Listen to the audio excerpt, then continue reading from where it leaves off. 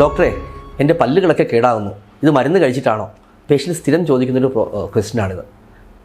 Arthritis അല്ലെങ്കിൽ autoimmune ഡിസീസുള്ള രോഗികളിൽ നല്ലൊരു ശതമാനം ആളുകൾക്ക് പല്ലുകൾക്ക് കേടുവരാം, അല്ലെങ്കിൽ കണ്ണിൽ പൊടിയിട്ട പോലെ വരാം.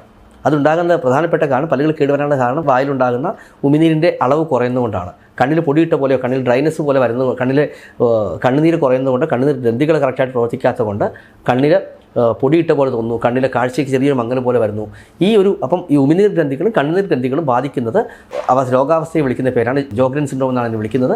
അത് പല ഓട്ടോഇമ്യൂൺ ഡിസീസിൽ, ഇപ്പോൾ റുമറ്റോയ്ഡ് ആർത്രൈറ്റിസിലൊക്കെ 30-40% ആളുകൾക്ക് വരെ ഈ ഒരു രോഗാവസ്ഥ ഉണ്ടാകും. അത് ഏർലി സ്റ്റേജിൽ ട്രീറ്റ് ചെയ്തില്ലെങ്കിൽ ഡെഫിനറ്റ്ലി റുമറ്റോയ്ഡ് ആർത്രൈറ്റിസ് ഏർലി സ്റ്റേജിൽ ട്രീറ്റ് ചെയ്യാത്തവർക്കാണ് കൂടുതലായിട്ട് ഇത് വരുന്നത്. അതായത് ഉമിനീർ ഗ്രന്ഥികളുടെ പ്രവർത്തനം കുറയും, അതുപോലെ കണ്ണുനീർ ഗ്രന്ഥികളുടെയും പ്രവർത്തനം കുറയും. അങ്ങനെ വന്നു കഴിയുമ്പോൾ വായിലെ ഉമിനീര് വരില്ല. ഉമിനീര് വരാതെ എന്ത് പറ്റും? അപ്പം നമ്മുടെ പല്ലുകൾക്കിടയിൽ ഈ ഫുഡ് കയറി നിന്ന് അത് പല്ല് കേടാകുന്നു. അതുപോലെ കണ്ണിലാണെങ്കിൽ ഈ ഡ്രൈനസ് വരുന്നതുകൊണ്ട് കണ്ണിലെ കോർണിയയിൽ പ്രതലത്തിൽ ചെറിയ പാടുകൾ വരികയും കണ്ണ് നീറുകയും ചെയ്യുന്നു. അപ്പോൾ നിങ്ങൾ ഡോക്ടറെ കാണുമ്പോൾ എപ്പോഴും നിങ്ങൾ പറയേണ്ട ഒരു കാര്യം, വായിലിങ്ങനെ പെട്ടെന്ന് കേടാകുന്നുണ്ടോ എന്ന് നിങ്ങൾ നോക്കണം. ഡെന്റിസ്റ്റിനെ വൺസ് ഇൻ 6 months വൺസ് ഇയറോ കാണണം. അതുപോലെ കണ്ണിൽ ഡ്രൈനസ് ഉണ്ടെങ്കിൽ ഈസി ആയിട്ട് നമുക്ക് കണ്ണിൽ ചെറിയ ഐ ഡ്രോപ്സ് ഒക്കെ ഒഴിച്ച് അത് ശരിയാക്കാവുന്നതേ ഉള്ളൂ. അപ്പം ഇതിന് വിളിക്കുന്ന പേര് ജോഗ്രൻ സിൻഡ്രോം എന്നാണ്. ഇത് കോമൺ ആയിട്ട്, അതായത് ഇപ്പം റുമറ്റോയ്ഡ് ആർത്രൈറ്റിസ് ആണെങ്കിലും SLE ആണെങ്കിലും ഇതിനൊക്കെ ഒരു 20-35% ആളുകൾക്ക് ഈ ലക്ഷണങ്ങൾ ഉണ്ടായിരിക്കാം.